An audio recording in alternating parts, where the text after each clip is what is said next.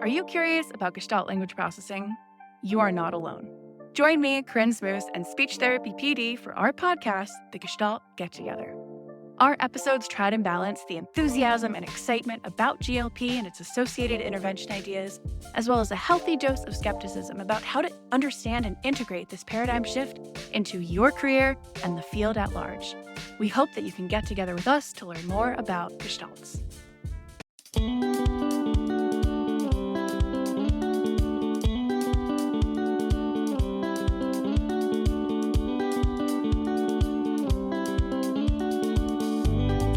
Welcome to SLP Learning Series, a podcast series presented by SpeechTherapyPD.com. The SLP Learning Series explores various topics of speech-language pathology. Each season dives deeper into a topic with a different host and guests who are leaders in the field. Some topics include stuttering, AAC, sports concussion, teletherapy, ethics, and more. Each episode has an accompanying audio course on SpeechTherapyPD.com and is available for 0.1 ASHA CEUs. Now, come along with us as we look closer into the many topics of speech-language pathology.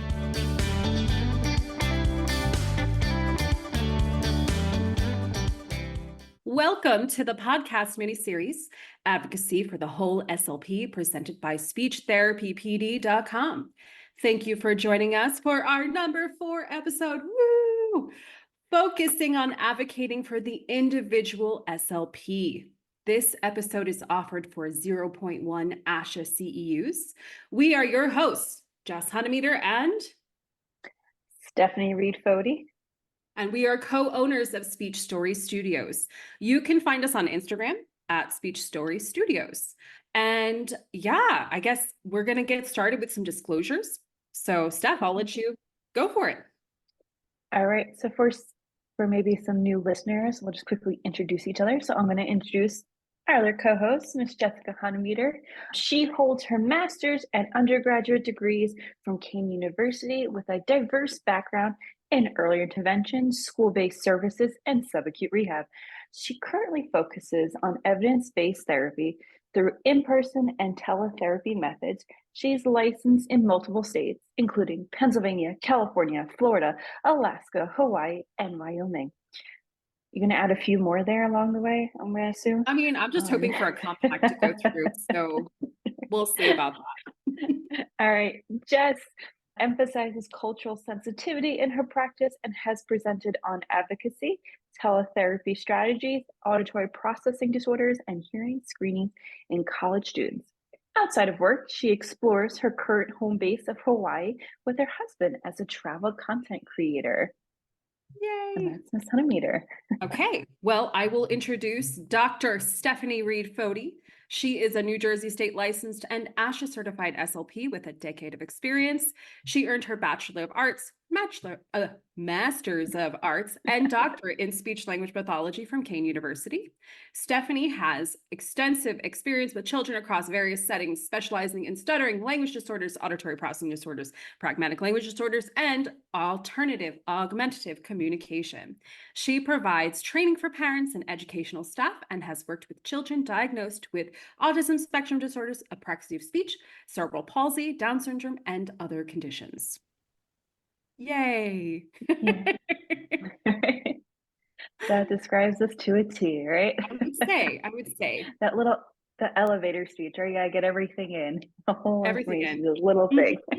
Mm-hmm. And then quickly, just to go over our financial and non-financial disclosures.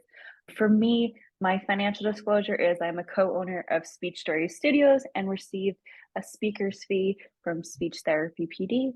And then for my non-financial disclosures, I am an ASHA member and a New Jersey Speech Language and Hearing Association member.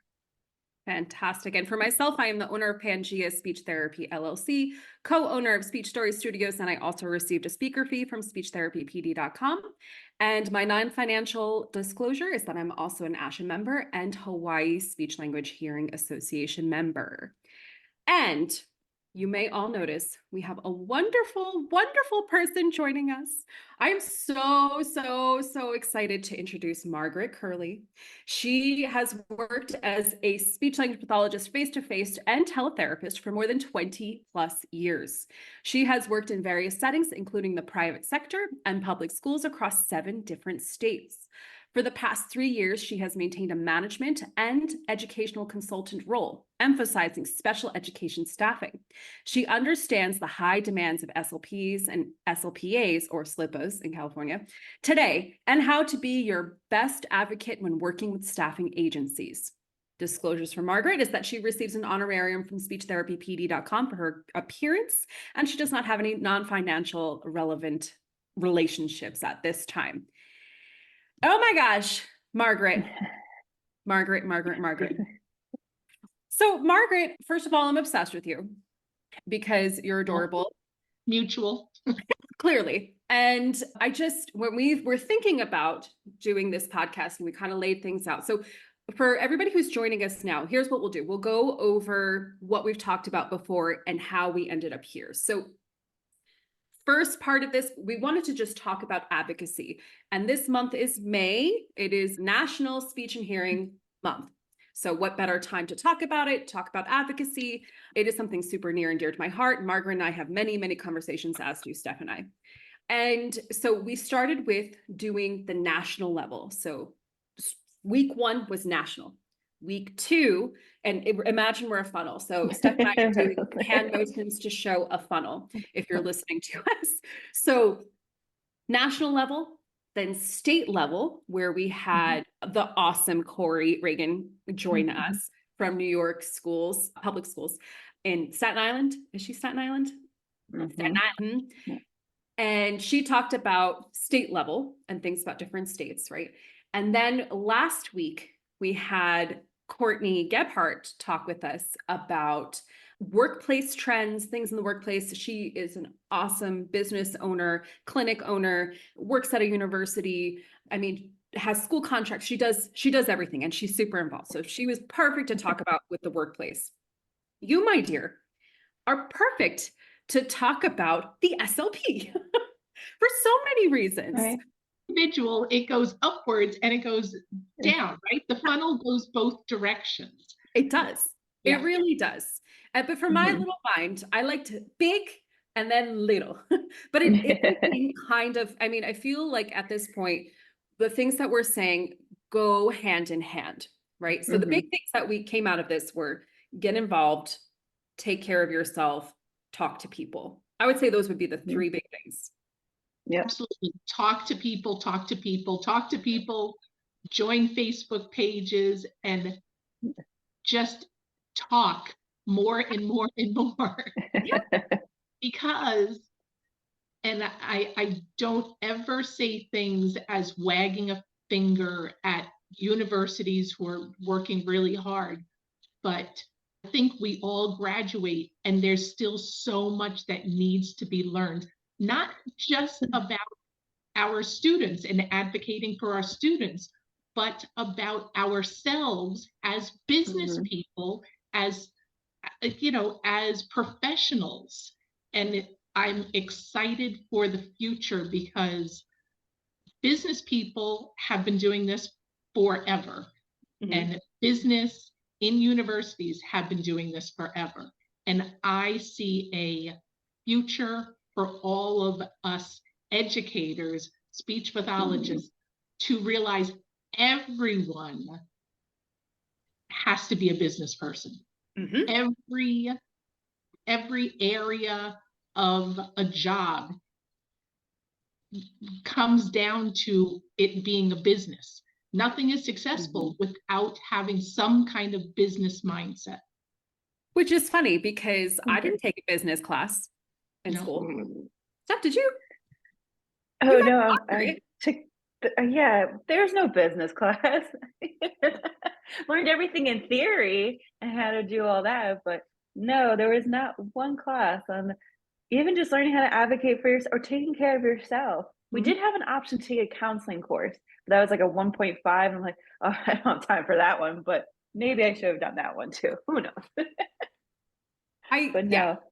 No, it goes back to kind of being able to market for yourself, for sure, for sure. So okay, so let's take a step back. I know you've got like this wealth of information. You've been in the field for a long time. Can you talk about where you started? Give us your life. Who are you? Who is Margaret Curley? Margaret Curley was this little old speech pathologist who worked in New York. And then she moved out to Long Island and continued to be a little speech pathologist working on site, face to face with my early intervention, with my preschoolers, with my school age. And I did that for years. And simultaneously, I also got married, had 3 children, and always loved the flexibility of being a speech pathologist while also choosing to raise my family and take on as many students as I wanted every year, you know. So that was the bulk of what I thought my existence was. Then I went to my director and I said, I need something else. It's time for a change. And she went, ooh, we don't really have, like, we have worker bees. And I was a worker bee. And she's like, there really isn't any big change here, any big promotion or anything like that. And she said, however, I have a friend, and this was going back more than 10 years ago. She said, I have a friend who's a speech pathologist, and she dipped her toe into something called teletherapy. And I What went, is that? what is that? So long story short, I immediately went home. I Googled it. I reached out, and I am not impulsive in any shape or form. So the first year that I did it, I stayed with my school, who I've been working with for years and years, part-time. I cut back my hours, and I would do it in the morning in New York, and then in the afternoon, which was California time, I did morning California teletherapy with the company, one of the first companies who did teletherapy. And that's where I found my mentor. I learned all of my skills. And the second school year, I did it full time and I never looked back. Amen. And yeah, and since then, you know, in 10 years' time, that's when I got 7 other state licenses, which I encourage anybody who's interested. I also learned so much, not just about speech pathology, but about the country in general and how education is a local, state-run. So something I say to all of my speech pathologists that I work with is every state is different, every district is different, every school can be different because the principals are different and they have their own what works best for them. And the special ed director is involved, but you're very local to the principal, the vice principal, the school psychologist. So because of that, and having 7 state licenses, I learned so much about how small it is, how small it can be, how different it can be. So that was longer than an elevator ride, but necessary to build us up, because you have the experience, you have the years of being in one spot and then transitioning into another, you know, piece. And if we're thinking about advocacy for the SLP, I mean, you noticed that you needed a change, right? You noticed that you weren't getting the same kind of feeling staying in the same place, right? Yeah. And I've said it, and I think I've said it to you, Jess, before. When I was doing my early intervention and school job, it wasn't lonely, but I wasn't talking enough to other speech pathologists, especially the home care group. And only when I moved into teletherapy And then after teletherapy, I became a clinical manager. Did I talk more and more to professionals? And that's when the advocacy, and that's, you can't help but learn when you're talking to other professionals. I feel like I'm a bobblehead again, meaning I'm agreeing with everything you're saying. And I'm like, yep. Yep. So speaking of advocacy, Steph, let's bring in our first question. So we like to ask all our guests just a great starter off question of what does advocacy mean to you? Well, I know it's a very open-ended, but go for it. The first thing that pops into my head is from day one, you go to grad school, you advocate for your students, right? That's what we're taught to do, how to be the best advocate for your students and for the families. And you know what that means is, let me bring that into being a professional advocate for yourself, is recognizing and speaking up when the students aren't getting the benefits because your caseload is too big, because the paperwork is overwhelming you. So advocacy is not just being the advocate for the students, but being the advocate for yourself when in this time period, things are very stressful. I like that, Margaret. So I know now we start to transition, because I agree, in grad school, we're taught to advocate for our clients, not about for ourselves. And I think now, especially in the post-pandemic life, I've noticed, especially the last few years, there's so much stress on us. And I wonder if, like, with your life experience, have you seen that shift beforehand, or like when did you start realizing, like, I also need to take care of myself as SLP, not just my clients? You know, did you have like a moment of that, or just a buildup, or I think you're right. I think it's been very recent. My mother-in-law is a gen ed teacher, and she's retired now, but it's the old memory of, well, of course you're a teacher, of course you do marking papers at night, and you cut things while you're watching television. And there's fond memories built into that thought process, but it's also the advocacy of, when do you, as a teacher, speech pathologist, occupational therapist, when do you get a break from your job? I mean, we're not doing this. We shouldn't be living this 24/7. Business people don't do it 24/7, but it's expected. Yeah, I'm high-fiving. High-fiving. You could not catch me at any time. If I am not clocked in, you will not find me doing anything speech related. You won't. You just won't. Because of that exact reason. When do you have a chance? And we've talked about this, Steph and I. We had another presentation. You can find it on speechtherapypd.com about preventing burnout, because that's one of the things is, we would spend time outside of school when we first started cutting out things and finding the word lists and putting things together. Won't be caught dead doing it now. No, thank you. I'm not paid for that. And I think telling people, like, hey, you have to be aware your time stops at whatever time, right? And that should be in every situation, in every career. I follow somebody on Instagram who is literally hysterical. She talks about how, about the same thing, about how, like, when my time is done, then it's done, but she does it in these really funny skits. So, I mean, for me, it's better, but truthfully, like, that, it has to be said. And I'm so glad you said it that way too. Time has to stop. We have to do that. No more. Now, have you found, because again, I try to tie it back, like I'm sure you all said, like, I bought my own personal laminator. I still have that laminating thing. Even just I wake up in the middle of the night, I'm like, I'm thinking about this. I'm thinking about my clients. I have this great idea. I want to try this. And it's just like, how do you start shifting that mindset to learn to, like, it's okay not to stay, like, to time for yourself?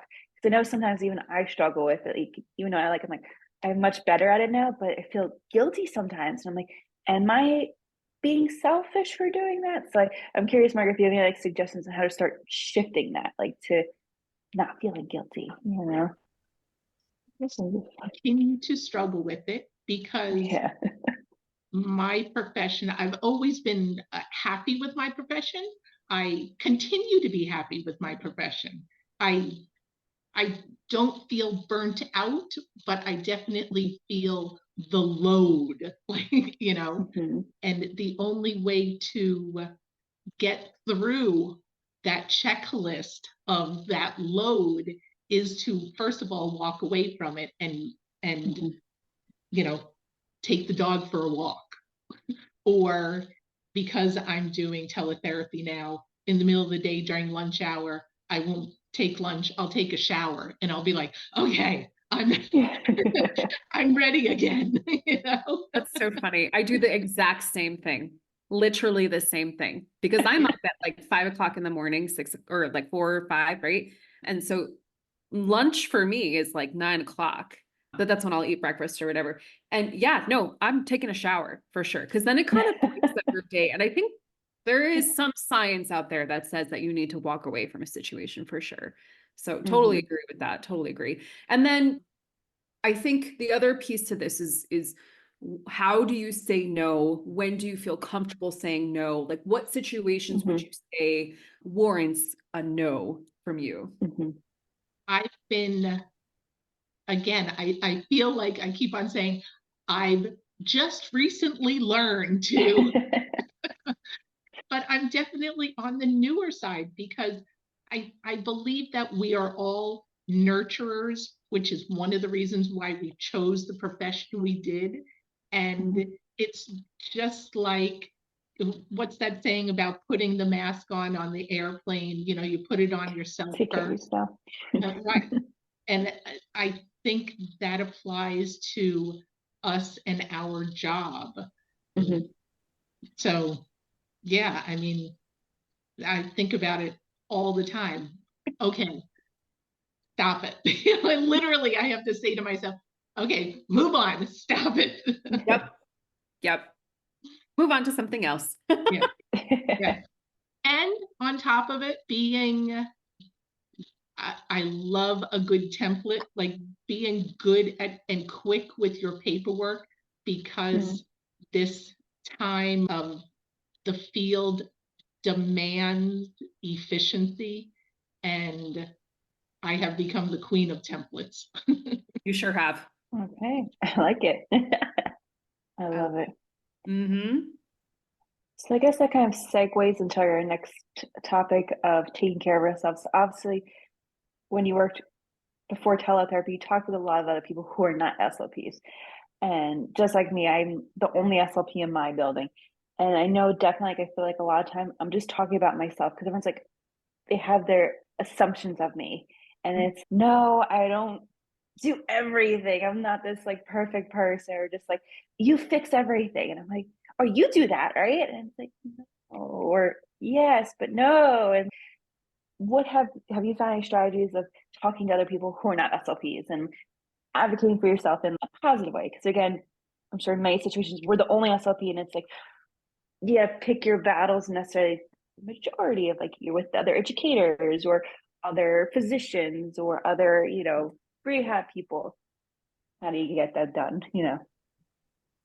I find that much of it is just based on the fact that they don't know, and so they assume, oh no, that's a speech thing, and then Mm-hmm. you just have to, no, it's really not, and just giving them a better idea. And I'm sure that we must do the same things, or I did the same things when it came to occupational therapy, in early intervention. It's like, oh, I think this little kiddo needs, oh, yeah. And they're like, no, Yeah. not yet, or maybe worth watching, but Yeah. there's no reason to jump into it quickly. And I think Mm-hmm. that everybody is used to a student having speech. If all else fails, they're not doing well in school, let's give them speech for Oh, whatever reason. I can't tell you how many times I've had a group of, let's say 2 language goal students, one Arctic, and then one pragmatic social. And I'm like, who has regular gen ed level learning abilities. And I'm like, they're just being compounded with being annoyed because their peers are struggling with something. And I'm thinking, no, that pragmatics has to be in more of a social group. I know that they have a pragmatic goal, but they're not getting what they need. I want to advocate for them. They're not getting what they need in this group with these here. Let's find them a social group, a social, a social worker, social group. That makes sense to me. Educated, right? Yeah. I know, I feel like I struggle with that a lot too. Like, I work in the middle school, so I'm like, this point now we're trying to get the kids, like, weed them out of speech. Like, the kids who still, their kids will still need it, but, like, not every kid needs it. And it's like almost harder because the parents just, like, they're so used to having it. Like, what do you need now? And I'm like, and again, trying to, like, let's find another outlet of, like, let's try this because they don't need me. The goal is not to need me. And it's a good thing. Like, it's almost, you have to, like, give that positive, and it's hard for them to let go, because I feel like we are very comforting to a lot of people. Like, oh, but I need you. I'm like, no, you don't. You got this. Yeah. I always say to my parents too, I just had 2 kids, one who was like super excited to be out of speech, like thrilled, a middle schooler, thrilled, right? He was like, yes, don't have to see you anymore. I was like, okay, fine. That's And then another kid who has gone through tons of trauma. And I think almost that he felt like because my slipper would be with me too, he felt that we would be more of a social worker or a counselor, because sometimes this kid just needed to talk. We just assessed him and he does not qualify for us anymore. And we told him, and I knew he would be, I mean, it's great. Steph has given a thumbs up because it is, it's wonderful. Yeah. And I always say to the kids, like, hey, the point of speech is to get out of speech. I should probably get it like tattooed. The point of speech is to get out of speech, right? On the chest, right? Just right there. I was just saying I would buy that t-shirt. No. Oh, no, I'm not going for a tattoo. I'm just talking about a t-shirt.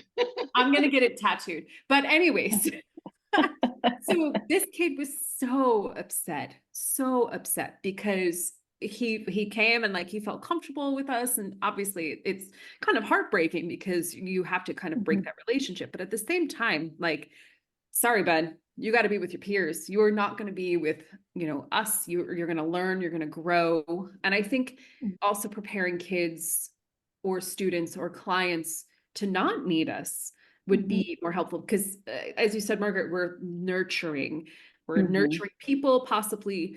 And I think that's tough for us to kind of also let go as well. Yeah. So that's a really, really good point. Really, really good point. Discharging, I think that's something that we struggle with, is discharging students. Oh yeah. For ourselves too. And the way I talk about it with my parents and with my students is, you're graduating from speech. Like, this is a celebration of graduating from speech. I'm still trying to come up with ways to, like, what can I do for a kid to graduate them? Because I've started saying that in the past couple of years. You're graduating.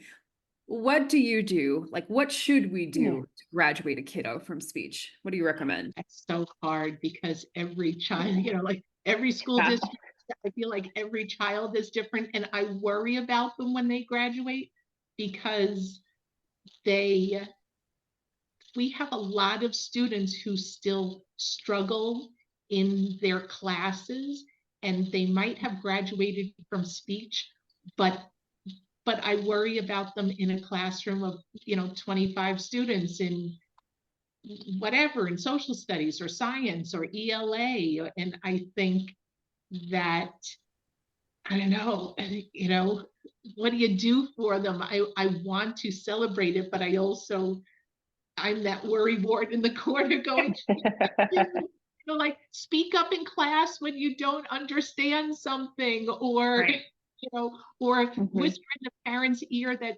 watch their grades, make sure that their grades don't drop, because maybe they do need a resource room. Like, They have graduated from the ability to understand and communicate language, but that doesn't guarantee that they can digest quick enough information in X, Y, and Z class.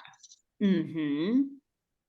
And I think one of the things to add on to that, one of the cool things about AI is it could potentially help. Yeah. Right? So totally different topic, but AI may be able to transcribe. It may be able to take things and do, all sorts of things to help with that processing. The kiddo still has to take that information in for sure. So, but I love that you bring up too, like talk to the parents, talk to the teachers. For me, I'm an email queen when reminding teachers and parents. So that's a great idea for sure. Definitely. And you're right. It's so different. Every state is different. Every person is different. So something to take into consideration for sure. Yeah, I think definitely plugging into what you said, Jess, using the AI, because I think even working with each parent, sometimes just plugging in like, okay, like I want to dismiss a kid. How can I say this in a different way? And I've used that to say like, okay, like a more difficult parent that, what do you mean they're dismissed? They still can't do this, this, this, and this. And sometimes you're like, okay, well, how do I say this? Like no, they're fine. And it's like, so I've definitely used that as like another way of just creating another idea of how to say it. Even though we're supposed to be experts on that, but sometimes we still need help. I mean, we're experts on therapy. We are experts on therapy. And to talk about what we were talking about before, most of us haven't had the business, right? We don't have that business degree, that business exposure. I'm just getting started into that business exposure, and it's phenomenal. So different, but so similar to what we do, right? Like we should be able to market ourselves. We should be able to kind of get our points across, and we should be paid for what we're doing. Yeah. And wording, the marketing and wording is so important too. So I am not necessarily a fast thinker, like on the spot kind of thing. So when a parent is pushing back, I want to have the perfect words. I want to, communicate exactly in the right way. Right. And I think practicing back to business, I think that marketing aspect exercises that muscle of saying the right way. Agreed. And Margaret last week talked about negotiation, which, my gosh, if you learn anything, it's how to negotiate. Anything. It's how to negotiate for sure. And she is a master at it. Did you mean Courtney? But who did I say? Margaret. No. I was like, where was I last week that we were talking about that? Well, you're a master too. But yes, Courtney, huge master at negotiations. So I think we talked about kind of stopping the speech stuff for a little bit, and getting into other aspects, right? So getting into business, marketing, negotiation, anything outside of speech to just, we got to get out of our bubble, I think. For sure. And sorry, Steph, I totally jumped into your question. No, you're good. So Andessa, I could see like how you said like you take your time to think about how to talk with parents. Have you found any wording or strategies to help to develop that over the years? Because I'm sure even like a new SLP versus a novice, there's always new ways to say new things and come up with it. I'd love to hear your thoughts on that. For me, it's come down to practice, and to be woken up at 3 o'clock in the morning and for that thought to pop into my head. And okay, I'm going to apparently stay awake for an hour and think about this for a little bit. I'm not the best sleeper in the world, and I definitely think about work more. I try not to, but I do think about work quite a bit. And just like I believe in templates, I also believe in scripting. And we talk about this with our autistic students, right? Scripting is really just role playing and everything. I believe so much in that. And you can't role play without knowing and talking to other other peers, other friends, other SLPs? How do you do it? Because, we're not allowed to record our IEPs, but boy, if I could be in the room and just see how somebody else does theirs, we don't get enough of that experience in doing things together and gaining experience from each other in real time. We all just develop our own thing and go, okay, I think this sounds pretty good. So, a side note, Margaret and I work together, and that literal thing had just happened. There was an IEP I was freaking out over, and I was like, I just need to see somebody. I need to see it. I need to understand. And I think this was a dual language kiddo, possibly, or I don't remember, but I was losing it, and we had the opportunity, because of the way that this contract is set up, that we were able to work together. So I kind of manned the Zoom and taking notes, and Margaret just did her spiel. She went through everything, and I was so thankful, because I'm a person who needs to see things before like jumping in, right? Like if you're going to jump, I need to like watch first and make sure it's going to be okay. Right? So it's just such a great point. Like we don't see other SLPs in IEP meetings or those other, medical meetings that happen. I haven't even thought about that. Have you, Steph? It just so happened. So I just came back from maternity leave, and the girl who's covering for me, they extended her contract till end of the school year. So we actually had we've had a couple meetings this year, and she's like, again, having her parent, and I have great rapport. So don't worry, I got this one, but come with me, because of course, she's been working with this year, and so it's worked out. Like she's like, wow, Steph, I loved how you just said so calmly and just you just talk to the parent. And I'm like, yeah. I'm like, she's another parent. She just cares about her kid. And I said, yeah, she has this name behind her, but I'm like, just talk to her. I said, but I get it from where you're coming from. Like, oh my God, it's this parent, like, but even just, I felt more comfortable having another SLP there. I'm like, okay, like I can bounce ideas off of someone, and just, it does make a big difference. But yeah, prior to that, it's like, the only way you talk about it is just, I call up one of my other co-SLPs, like, what do I say for this? Or like, I'm trying to propose this idea. How could I do it? And I think that's also, you have to eventually find your own style of it also. Yep. Like I know I've worked with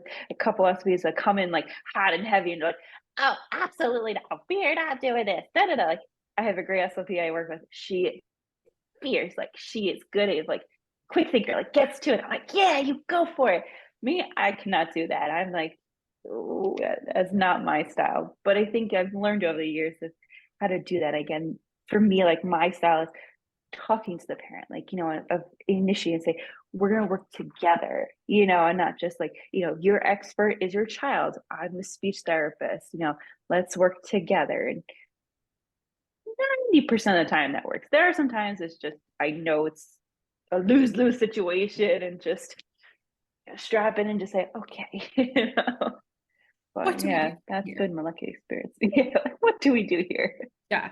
I think the big thing for me with that IEP though was for California. California is rough with their paperwork. They're a very litigious state, at least in from all of the states that I've experienced too.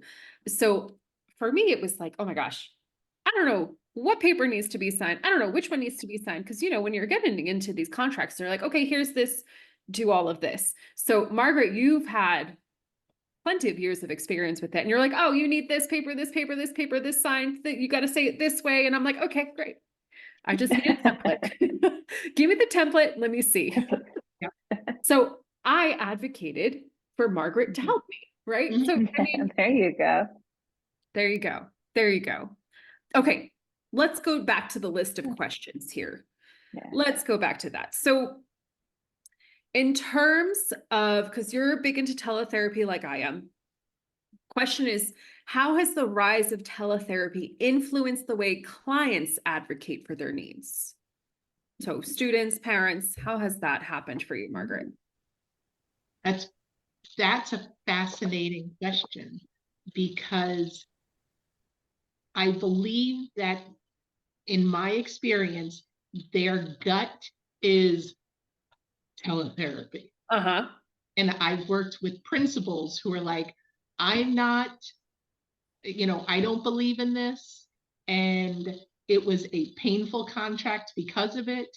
And I always reached out to both the teachers, the principals, as well as the parents. Come sit in on a session. I really want you to know how I run things, And then during COVID, I got one of the best compliments that I could ever have gotten from a parent, because it was COVID, it was lockdown. She saw me twice a week for basically the school year. And she said, this is the first time I've seen my son receive services in all of the time that he's been in school. And I think I want to say he was in 4th grade or something.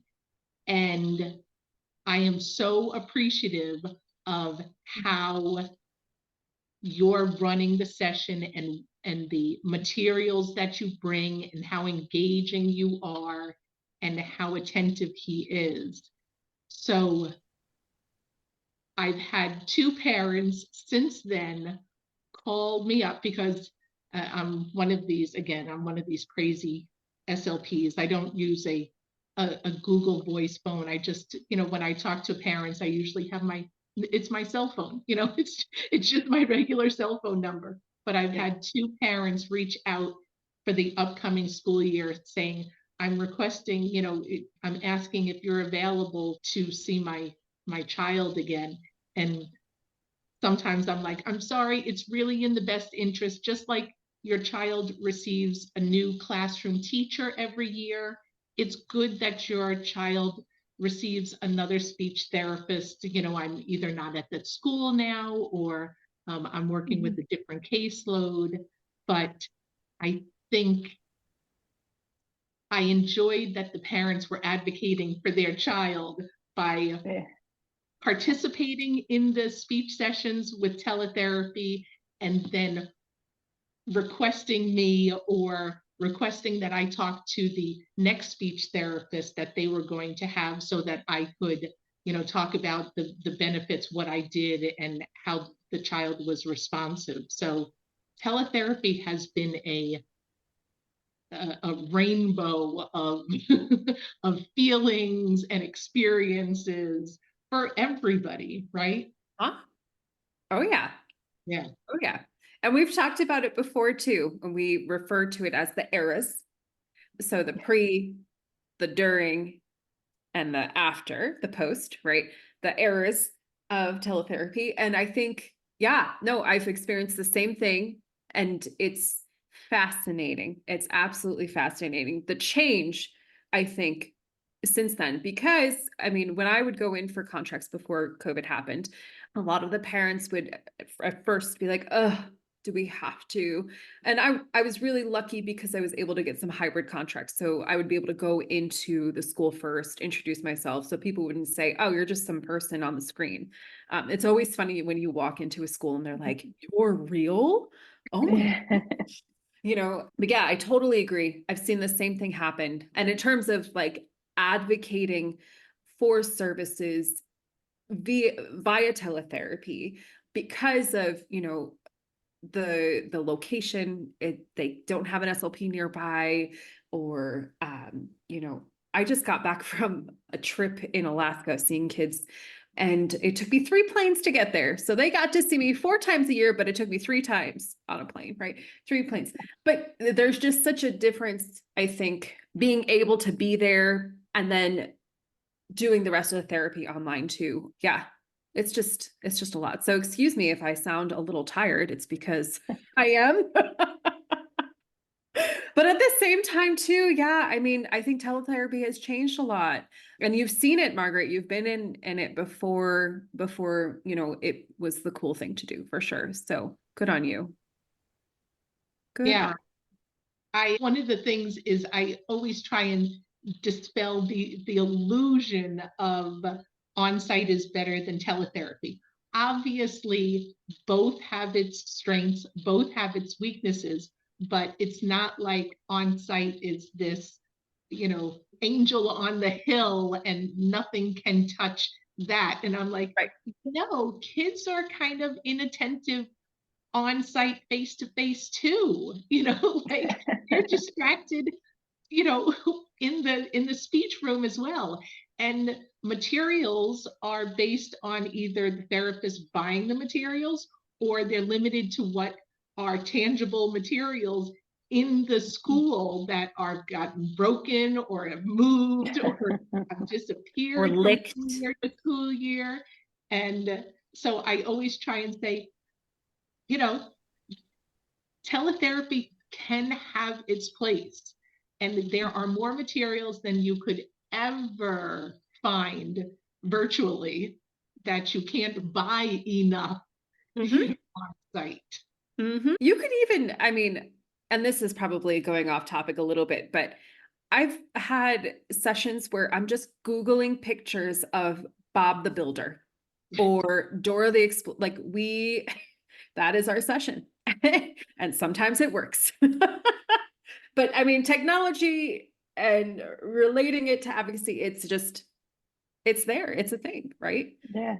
So I Yeah. guess that ties into the next question I have with the whole tying of technologies. No, Margaret, you're a seasoned SLP experience, and we've seen the growth of technology. And again, I want to say tying social media, whether it just be also emails, our phones.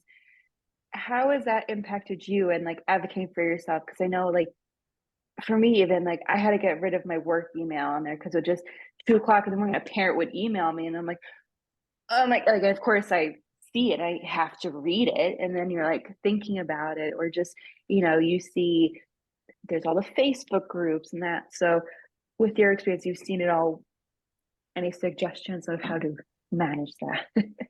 I've taken it off my phone, Yeah. believe it or not. So Yeah. I am, it's on my computer, obviously. Yeah. So when it is time to Mm-hmm.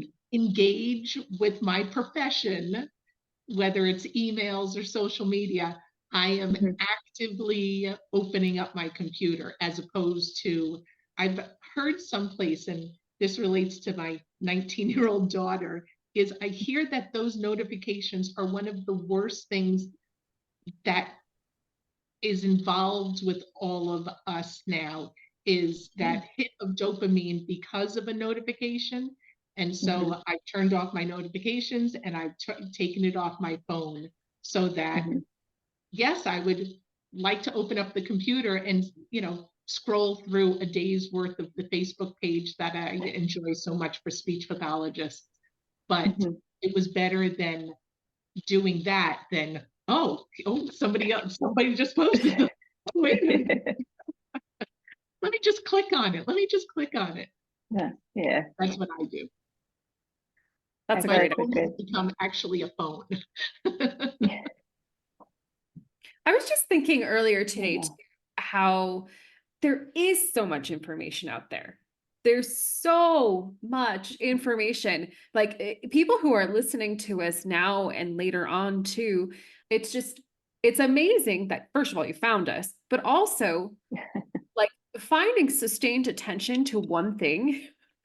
I don't know. It's rough. So thinking about all of the information out there, all of the things, how I think, how can I focus my attention and what do I do to make sure that I'm getting the right information, ethical information, evidence-based information?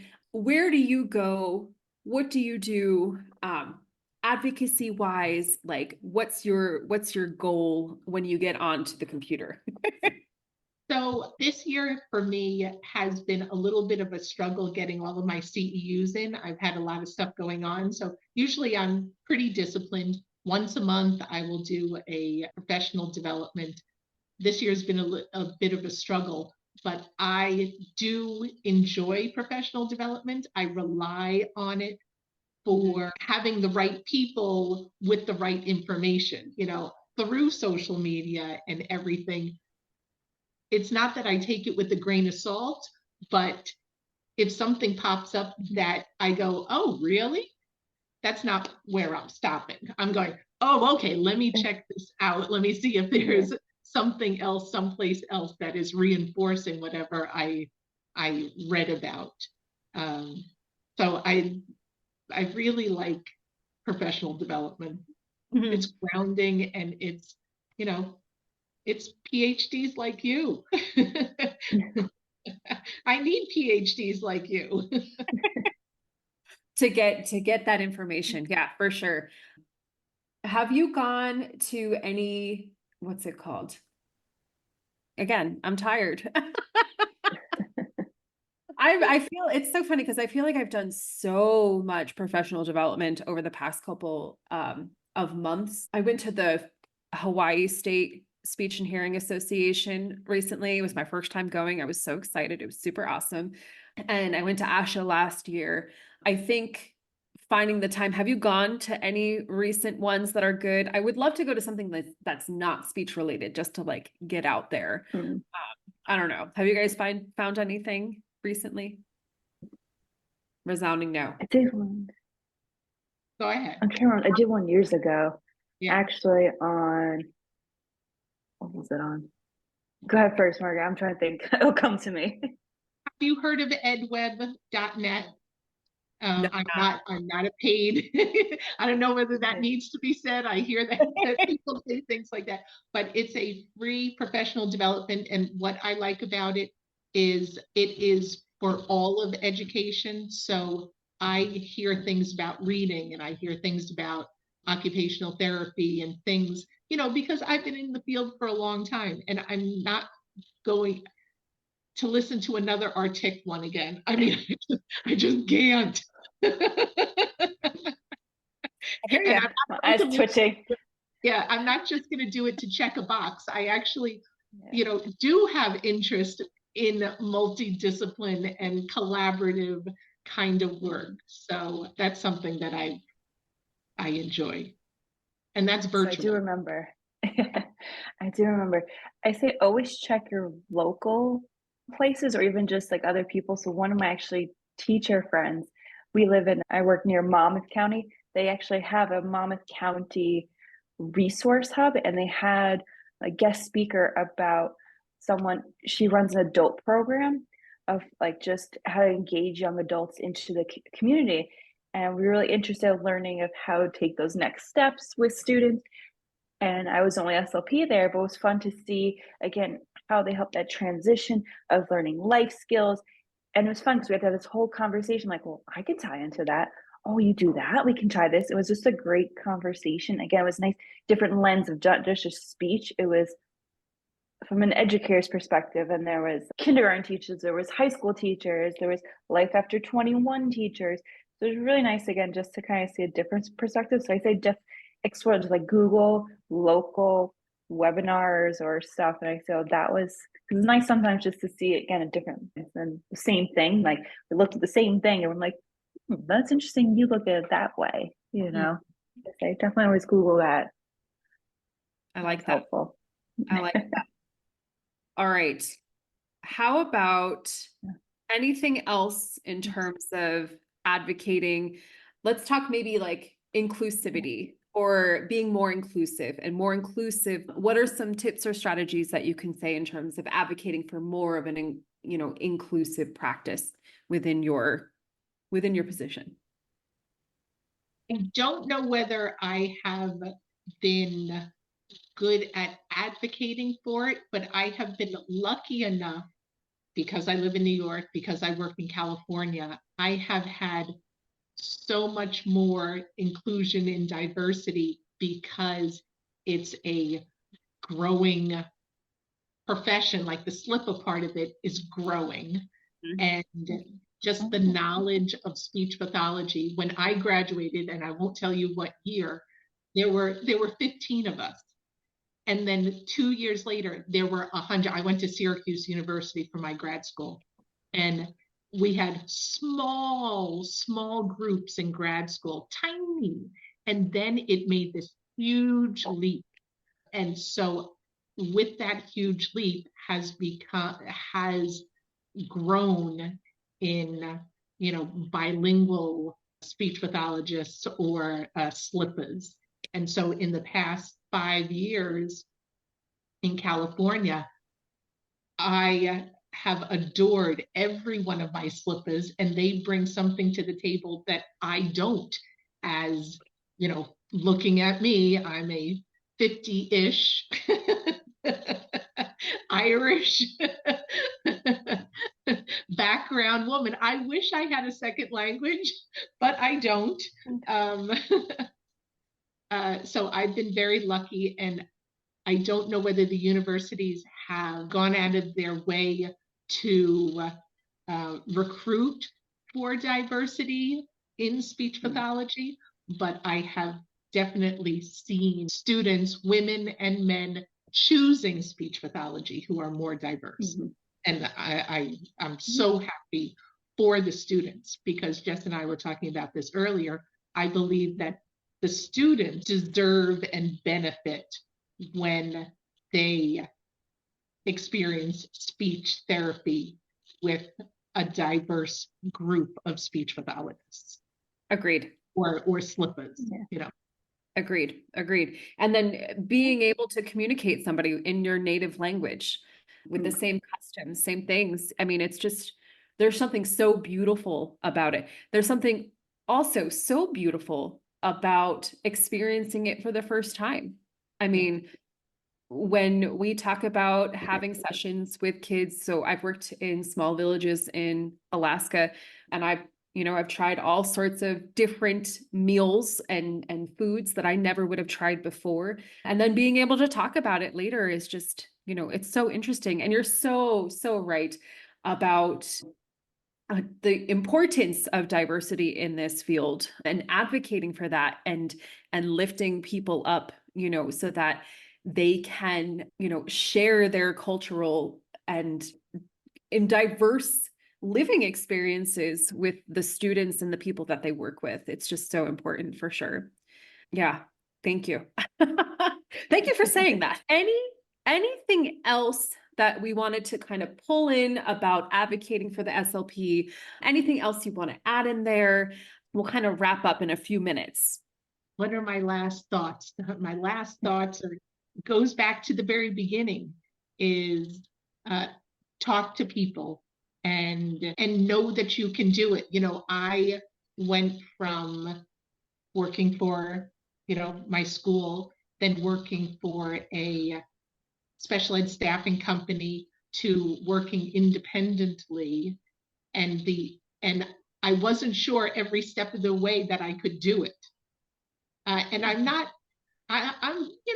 a relatively confident person. I don't lack in confidence, but the only way I took that step was because I was talking to people, and because I was seeing and reading stuff. And like Courtney from last week, such an impressive businesswoman who is a speech pathologist. And how did she get to be such an impressive business person as a speech pathologist?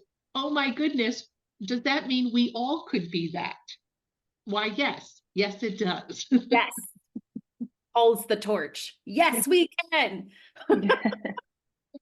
Yes, I agree.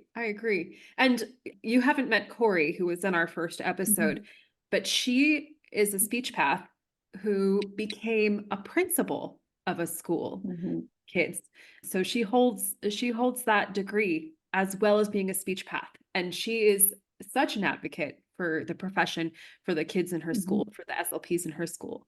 So that, I mean, yes, there's so many things we can do with this profession. And I think if we keep talking about things that we need, things that are, bothering us, things that need to change, the more we talk about it, the more things will change. And I think too, if we continue to listen to others, to other opinions, the better off we are, right? Better off we are. So Anyways, I'm going to step off of that podium a little bit. And I am going to say thank you, though, to you, Margaret. I adore you. Thank you. We are so thankful for you jumping on with us. I may or may not have forced you, but I do appreciate you agreeing somewhat willingly. And thank you to everybody for listening to us. We super appreciate it. We hope that this gave you some insight, some information. And that is the end of our 4-part advocacy series. Woo! No, we did it. Wonderful. All right. Thank you so much, everybody. Thank you, everyone.